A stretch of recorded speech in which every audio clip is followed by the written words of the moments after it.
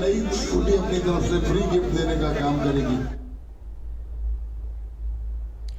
हिसार विधानसभा से जनता के उम्मीदवार तरुण जैन से जुड़ने का सिलसिला लगातार जारी और इसी के चलते अब तरुण जैन के साथ कारवां को भारी जन समर्थन मिल रहा है और कारवां ने रोड शो के माध्यम से हिसार में व्याप्त समस्याओं और शहर की बदहाली के खिलाफ आवाज बुलंद की है। रोड शो के बाद हिसार हिसाब रैली को संबोधित किया। उन्होंने जनता को संबोधित करते हुए जिंदल परिवार और डॉक्टर कमल गुप्ता से पिछले कार्यकाल का हिसाब मांगा। इसके साथ ही तरुण जैन ने कहा, हिसार का विकास तरुण जैन ही करवा सकते हैं और उनको हिसार की जनता पर पूरा विश्वास है कि 5 अक्टूबर को जनता उनको वोट देने का काम करेगी और 8 अक्टूबर को चुनावी परिणाम उनके पक्ष में आएंगे।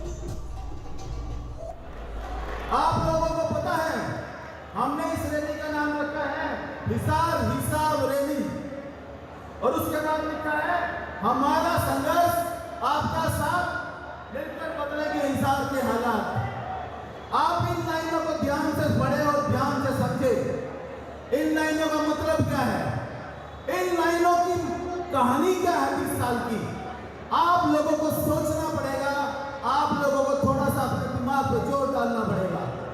आप लोगों को, आपके परिवार को, आपके अड़ोसी को, आपके पड़ोसी को, आपके रिश्तेदारों को ये सोचना पड़ेगा कि ये हिसार हिसाब रैली करने की जरूरत क्यों पड़ी और ये लाइन लिखने की क्यों जरूरत पड़ी कि हमारा संघर्ष आपका साथ मिलकर बदलेंगे हिसार के हालात।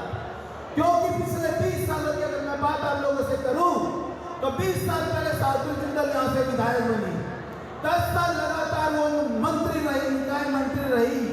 उन्होंने जो किया आप लोगों के सामने है। सावित्री जिंदल 10 साल तक ये कहती रही कि मैं हिसार को पेरिस बना दूंगी। स्वर्गीय ओम प्रकाश जिंदल जी 91 में 91 में पहला चुनाव जीते थे। 91 से लेके 14 तक वो सत्ता में रहे। ओम प्रकाश जिंदल जी ने जो हिसार के लिए किया उसकी मैं तारीफ करता हूं, लेकिन ये दुर्भाग्य रहा हमारा कि 2005 में उनका हेलीकॉप्टर क्रैश में उनका देहांत हो गया और वो हमारे बीच में नहीं रहे। उसके बाद एक घरेलू महिला को मौका मिला राजनीति में आने का, उनका नाम है सावित्री जिंदल। सावित्री जिंदल 2005 से लेकर 2014 तक लगातार मंत्री रही, लेकिन उन्होंने उस टाइम हिसार की सेवा करने की नहीं सोची। उस समय उनके पास पैसे नहीं थे, उस समय उनके पास सरकार की ताकत नहीं थी, उस समय उनके पास दिमाग नहीं था, इसीलिए वो 10 साल कुछ नहीं कर पाए।